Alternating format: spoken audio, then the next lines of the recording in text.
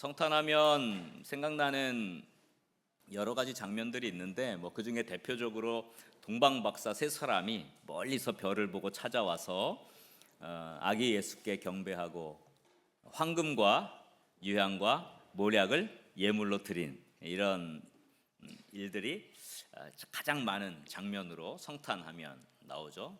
또 하나의 중요한 장면이 있는데 목자들이 예수님 탄생을 천사들의 소식을 듣고 달려와서 보게 되는 장면입니다. 오늘 본문은 목자들에 대한 이야기이죠. 근데 동방 박사들은 황금을 또 가장 귀한 유향을 그리고 몰약을 이렇게 선물로 준비해서 멀리서 별을 보고 찾아옵니다.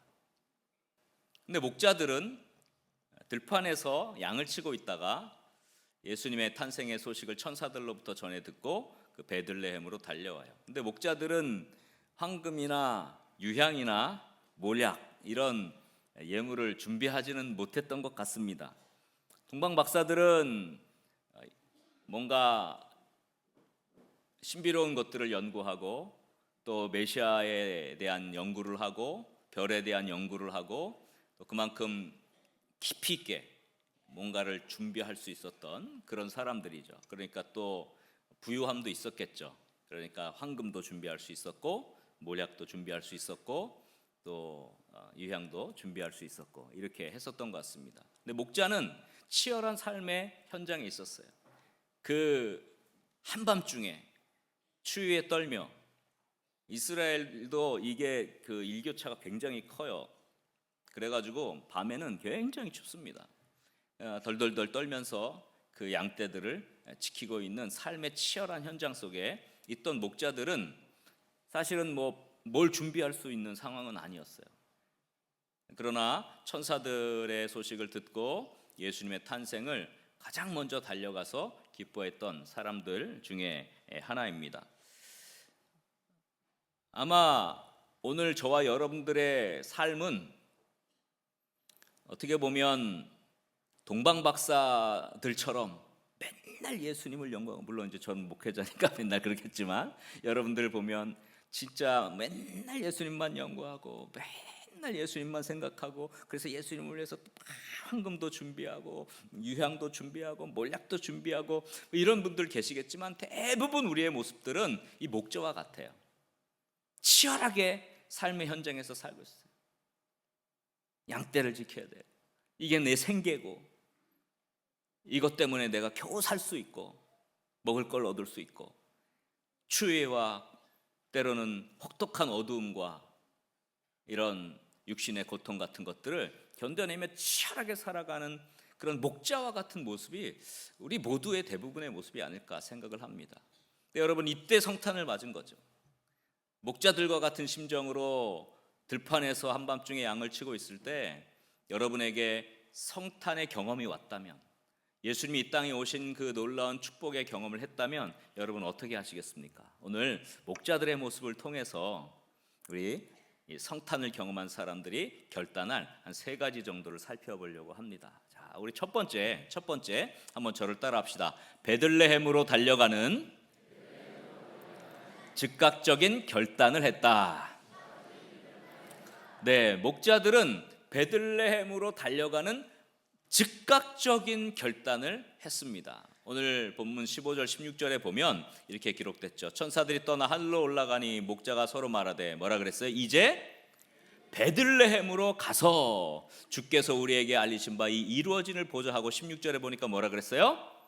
빨리 가서 마리아와 요셉과 구유에 누인 아기를 찾아서 그랬습니다.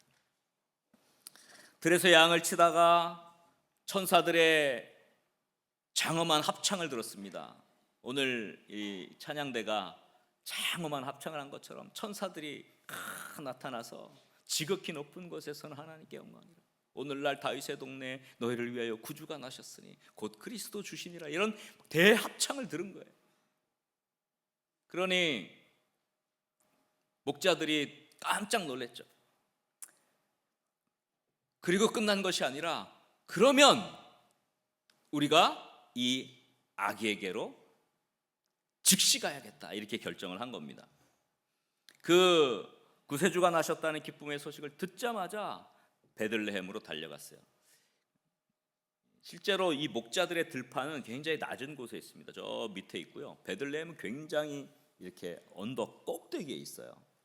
이 목자들의 들판에서 예수님이 탄생하신 그 베들레헴 있는 그 마을까지 가려면 꽤 긴 거리인데, 그것도 내리막길도 아니고 평지도 아니고 뭐예요? 우리나라 전통적 언어라면 고바위예요. 고바위. 이렇게 올라간다고. 제가 오늘 사진을 준비하려다가 준비는 안 했는데, 거기서 그까지 달려가는 게 꽤 험난한 길이에요. 그런데 이 목자들은 그 목자들의 들판에서 천사들의 합창과 구세주 탄생의 놀라운 소식을 듣자마자 바로 즉시 그 베들레헴을 향해 달려 올라갔던 것입니다. 목자들은 중요한 일을 실천함에 있어서 내일로 미루거나 다음 달로 미루거나 내년으로 미루거나 먼 훗날로 미루는 사람들이 아니었습니다. 목자들은 즉각적인 결단을 했습니다. 즉 즉시로 결단을 했고 행동했고 실천에 옮긴 사람들이었다는 것입니다. 뛰어갔습니다. 빨리 갔습니다. 지체하지 않고 갔습니다. 여러분, 성탄을 경험한 사람들, 여러분이 치열한 삶 속에서 매일매일의 어쩌면 먹거리 문제로, 경제 문제로, 생활 문제로 막 치열한 삶의 일선에 있다 할지라도 우리가 예수 그리스도의 그 성탄의 놀라운 기쁨을 맛보고 예수 그리스도의 은혜를 맛보는 순간 즉시 결단하는 저와 여러분 될 수 있기를 주의 이름으로 간절히 축원합니다. 지체하고 있을 수가 없었어요. 성탄을 맞이하는 우리들의 삶 속에 예수 그리스도께서 임재하는 그 놀라운 축복을 경험하게 되면 우리는 즉각 결단을 하게 됩니다. 다음으로 미루지 않습니다. 그러나 항상 사탄은 우리에게 와서 늘 귀에다 속삭입니다. 지금 꼭 할 필요가 있냐? 천천히 해. 차차 해. 다음에 해. 지금은 좀 힘든 시기니까 다음에 해. 라고 합니다. 다음이 언제 올지 어떻게 알겠습니까? 다음이 있습니까? 여러분, 다음이 있다고 확신하십니까? 오늘 이 시간 우리에게 주어진 것이 내 삶의 최고의 순간이에요. 많은 사람들이 다음이 있을 거라고 생각하고 지내다가 그 다음을 맞이하지 못한 채 생애를 마감하는 경우도 많아요. 우리의 생활의 일선에서 때로는 공고할 수 있습니다. 힘이 들 수 있습니다. 또 추위와 더불어 싸울 때도 있습니다. 그러나 그때에도 오늘 우리에게 주님이 임하신다면 즉시 결단하고 즉시 실천하고 즉시 헌신하고 즉시 베들레헴으로 달려갈 수 있는 그런 믿음이 있기를 주의 이름으로 간절히 축원합니다. 그래서 우리 성문교회 믿음의 영가족들이 특별히 성탄을 맞이하며 삶의 치열함, 곤고함, 피곤함 속에서도 주님이 부르시면 그 베들레헴으로 즉시 결단하고 달려갈 수 있는 그런 신앙의 결단이 있는 그런 성탄의 귀한 날이 될 수 있기를 주의 이름으로 간절히 축원합니다. 우리 한번 옆에 분들이 이렇게 인사합시다. 즉시 결단합시다. 베들레헴으로 달려갑시다. 그 다음 두 번째 목자들을 통해서 배울 것입니다. 한번 저를 따라 합시다. 베들레헴에서 일어난 일을 신실하게 증거했다.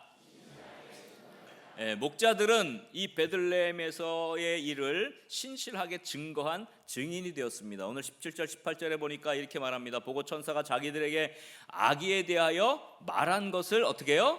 전했다 그랬어요. 듣는 자가 다 목자들이 말한 것을 놀랍게 여겼다고 이야기합니다. 이 천사들이 말한 것을 목자들은 전했다라고 말하고 있습니다. 베들레헴으로 달려가 보니까 이미 천사들이 했던 말은 사실이었어요. 그 구유에 아기 예수가 뉘어져 있었습니다. 그래서 그들이 왜 여기에 오게 되었는지 천사들의 이 이야기를 들었고 이 구세주가 났다는 소식을 들었다는 겁니다. 누가복음 2장 11절 이것이죠. 누가복음 2장 11절 한번 다 같이 읽어볼까요? 오늘 다윗의 동네에 너희를 위하여 구주가 나셨으니 곧 그리스도 주시니라. 이 천사의 음성을 듣고 달려온 거예요. 즉각 달려온 거예요. 그리고 그것들을 이런 이야기를 우리가 천사들로부터 들었습니다 라고 전했던 것입니다. 목자들은 성탄의 어떻게 보면 첫 목격자입니다. 동방 박사가 먼저 왔을까요? 목자가 먼저 왔을까요? 성경에 뭐 정확히 나오잖아요. 마태복음에는 동방 박사의 이야기가 나오고 누가복음에는 목자들의 이야기가 나옵니다만은 정황적으로 볼 때는 목자들이 먼저 왔을 가능성이 높습니다. 왜냐하면 목자들은 바로 예수님 탄생한 그 현장에서 어떻게 했어요? 천사들의 음성을 듣고 바로 달려왔잖아요.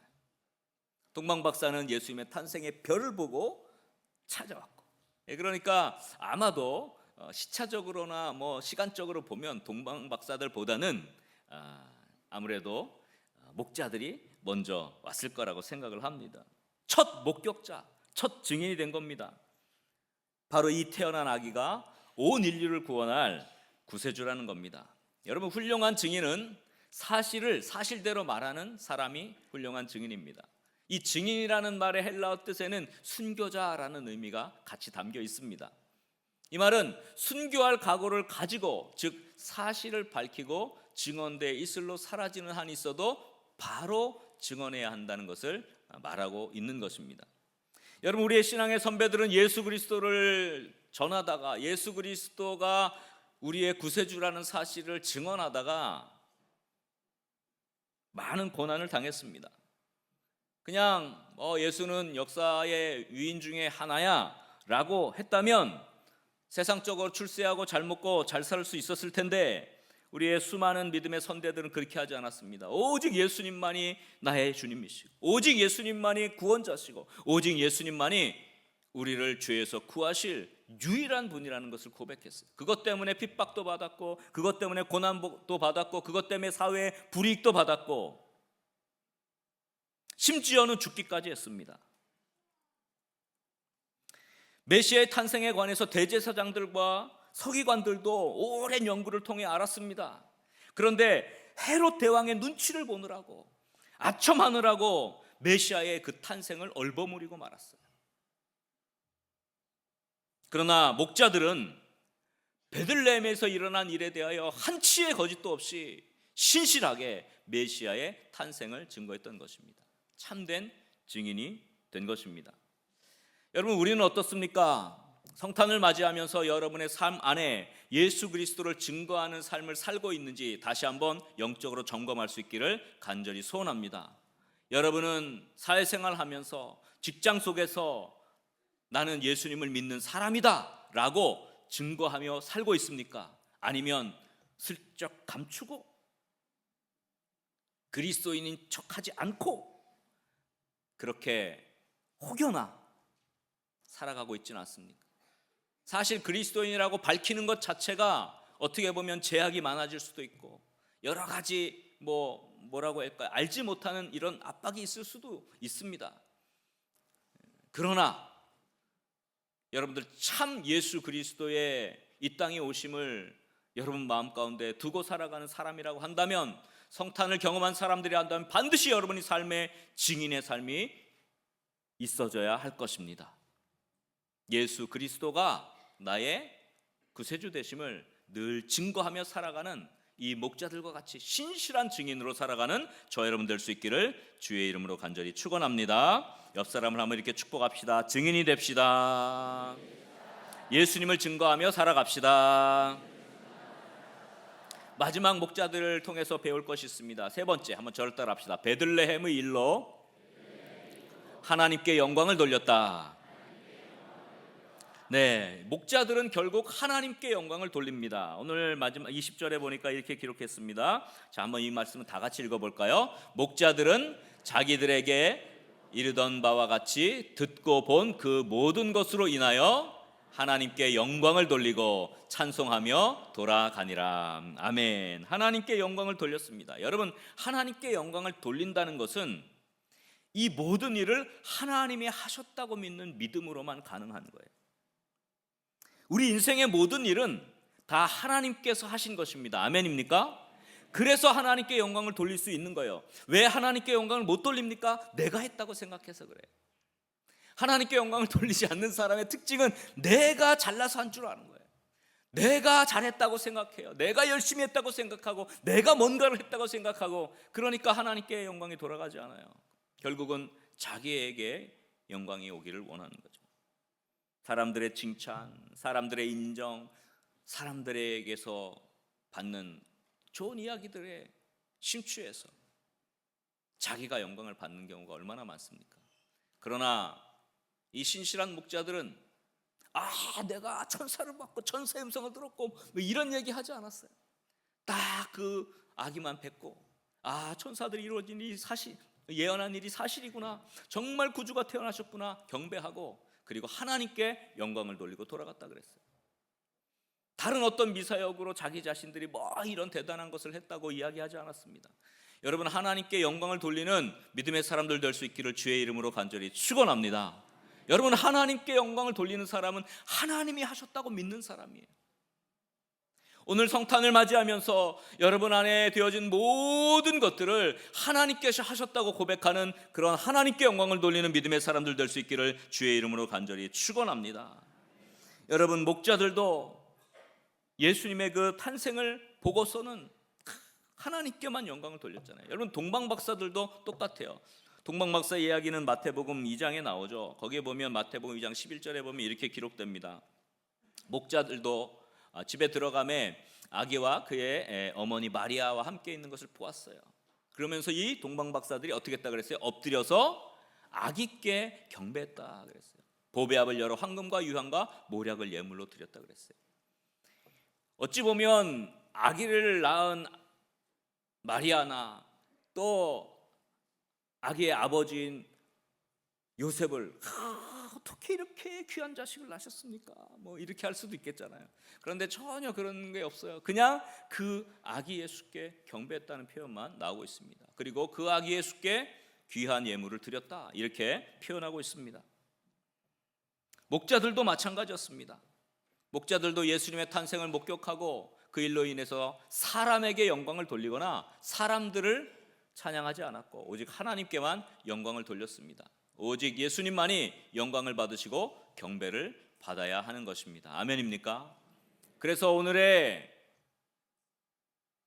주인공은 예수 그리스도이시죠. 아니, 오늘이 아니라 우리의 삶의 모든 순간에 영광 받으실 분은 오직 우리 주 예수 그리스도, 우리를 위해 십자가에서 자기의 생명을 내어주시고 이 땅에 오셔서 우리의 모든 죄를 대신 지신 우리 예수 그리스도가 우리 삶의 모든 순간에 최고 영광 받으실 분임을 여러분들 고백하며 살아갈 수 있기를 주의 이름으로 간절히 축원합니다. 우리의 모든 일들이 나의 영광, 나의 칭찬, 나를 알아주는 인정에 얽매여 있다면 우리는 진정으로 성탄을 경험하지 못한 것입니다.